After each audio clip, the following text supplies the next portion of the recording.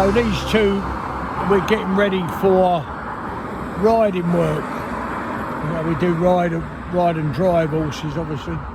Well, I'd say obviously, not many people know we do. Yeah, we do a lot of riding horses to the same standard as what we do. The problem is when you're doing ride and drive is you want to be able to ride your horses in blinkers and open bridle, but also drive them the same. So before Katie or Ree get on board to start doing any serious training, what we do is just get them used to standing up here, seeing the traffic, actually putting their heads over the fence, you know, like that there, and not taking any notice. You know, you want to be doing it where they're happy to do it, you know, where they're not stressed or uptight, because that's no good at all. So, and it takes time like anything else, but when you haven't done to ride and drive, I mean, obviously, well, it's cheaper in the long run because you're not paying for two different places for livery and everything while they're trained, you know what I mean? So that's what we're doing with these two. These are two older Friesians. When they came, they was absolutely cold black. But we've had this long spell of hot weather, and they're out, you know, several hours a day. I mean, they're not out at grass. All our horses are kept in whilst they're in training. Otherwise, you can't control what they eat or drink. You know, so to control and get them to the peak of fitness that you want, you've got to be able to control their diet, the amount that's going in, etc. So the consequences of that, they've been out in the sun and bleached. But fortunately, the lady that owns them understands, you know. But they were really seriously black.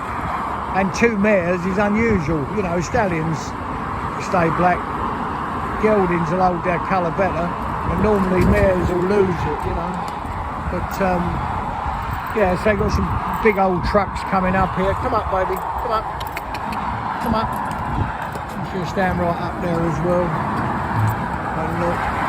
And up here you get, the reason we do this is, stand still, baby. The reason we do this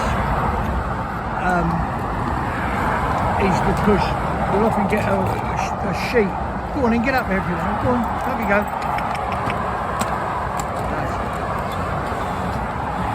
She's asked me to put the brake on, so she's not going to hold it uphill.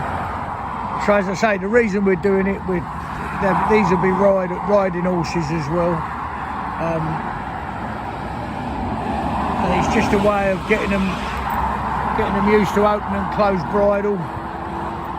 And we also do it riding. We'll put blinkers on them sometimes if we think we should, just so we know they're paying attention and they're doing, you know, what we're asking them to do, regardless of what they've got on, you know, what bonnet they're wearing, really.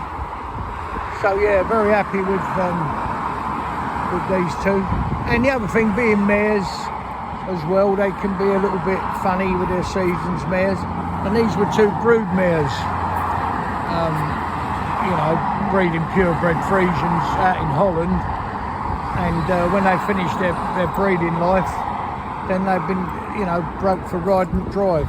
So they were actually broke in Holland, but you know, they were, how can I say without being, they were put to, they didn't have like intensive training like this, you know. But you can see they're perfectly happy and laid back, and that's what you want, you know, whatever we do.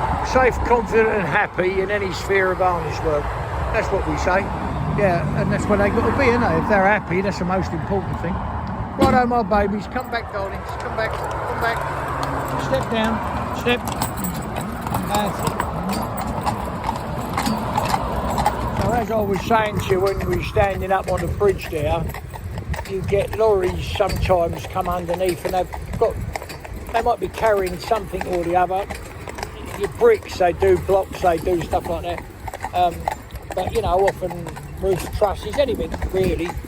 A lot of building materials are wrapped in polythene. Well, when the polythene gets torn in loading, the noise it makes is really loud when you're up, you know. So that's real good for them to experience, you know what I mean? So we're going round, this is a big main roundabout. got Tesco's here. Steady, baby, steady. So we go around this a couple of times, and in an open bridle, very good experience for them. I'm getting used to, I mean, obviously they can see right around, and they can see me stuck up behind here. If I, you know, move around at all, they can see that and see everything around them. So you get horses that will hide behind the blinkers, what we call hide behind them. So say you're going past something, you know, a digger working in the road, as soon as it's out of view, it's out of mind. You know, it's gone. They can still hear the noise, but they won't really be, you know, influenced by it at all, you know. So, I'm going to keep on the roundabout now, because I'm going to take the road off and just circle a little tiny roundabout and come back down again. But a nice pair of horses, you know. This one on the offside, we've had a bit of trouble keeping the weight on it. You get some horses are like that, you know, just like human beings. Now the diet they're on is, you know, and this one now is on a special diet, which is high in oils and fats of different types, and a lot of like linseed, loads of stuff like that. Steady, steady. That's it, my darling. Just walk now. Okay, pick it up, baby. Pick it up. Steady. So we're coming over into this lane now. Go round our little roundabout. Now, this is funny. This time of the day, you think the traffic would be quite busy, you know, but hardly much about. But when we come over the bridge earlier, you know, for the day we're doing it, you know, midweek time, you'd wonder, anyway, where all the traffic was. Because you get times like that, don't you, sometimes when you're out and you know, you're out driving and you think yourself, you know, driving a car, I mean, you think there's nothing on the road, but you don't know why particularly. Come round, my darling. Come on, my sugar. Come on, baby girl. Baby girl, come round. That's it. Alright, that's it, lovely. Watch that manhole there. That's right. I'll show you that manhole when we come down here again sometime. I've never seen one so worn as that by car tyres. It's seriously like a sheet of glass. All the grip that was on it, you know, that was made when it was manufactured, has gone completely. Years ago, when I was a boy, they would have a manhole cover, and it would be made exactly like, say, like a cobweb, yeah. So it would look just like a cobweb. It'd be 4 inches thick of cast iron, but made with holes in it, just like a cobweb. And they used to get these logs, you know, blocks of wood, roughly shaped, and they'd put them in it. So they'd heat the manhole up after it had been manufactured, get it red hot, and they'd put the blocks of wood in, and then shrink it back down carefully, because otherwise it would split. And they'd shrink it back down, and they were purposely made, yeah, wooden block manholes covers for horses so they didn't slip. And they'd last for so long, like you couldn't believe. They had end grain, you know, end grain would be sticking up. And yeah, I've still seen, I was in a city, I can't remember now, I very seldom go into town, but I was in a city and I was up a little back road and there was one of them still there, you know. But they are very, very rare now, but that's how we've purposely built like it for horses. Steady, just walk, baby. Just walk, my darling, that's it. Come on, my sugars, you little rascals. Come on, baby girl. Come on, sugar. So, yeah, they're nice, considering they were brood mares, And then, you know, they were in Holland. I'm not saying they were broke and in the vehicle, but they hadn't had any schooling, hadn't really seen much at all, you know. So, but you know, you'd have to say they were broke to drive. You could drive them, but they didn't have much idea of what they was doing. They didn't have the experience of being on the road. So that's why they've come here, so you can drive them anywhere.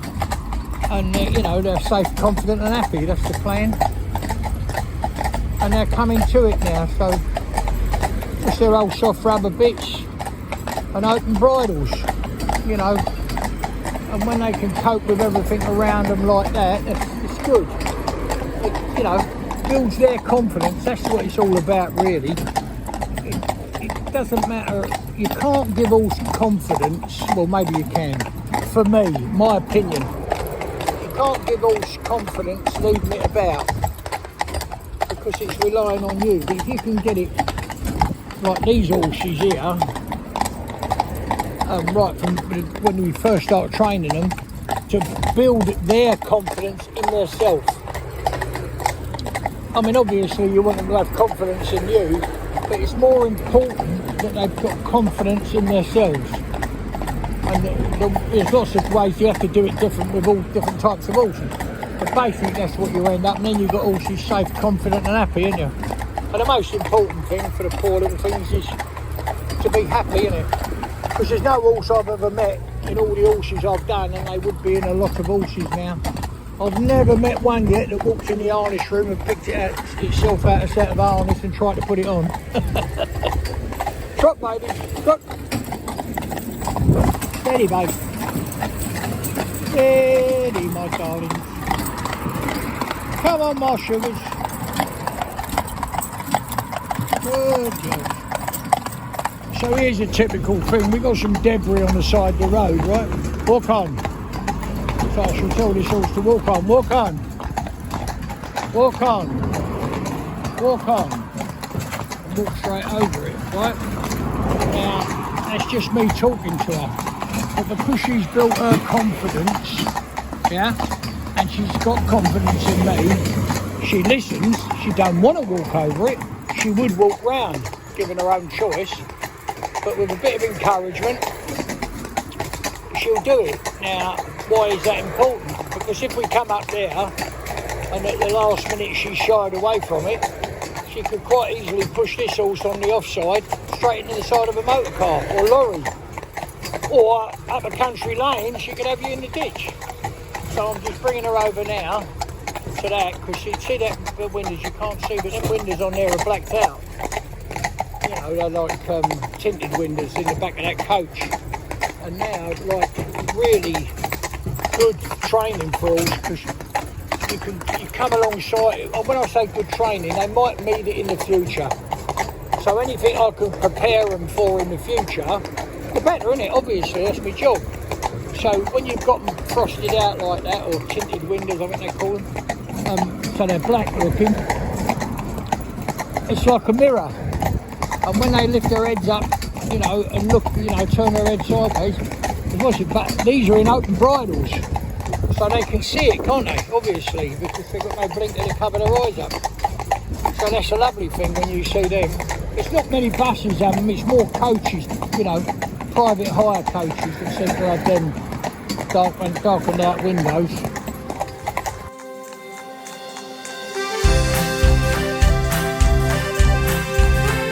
There's a smile on my face every time I hear that sound. The rhythm of the hooves as they touch the ground.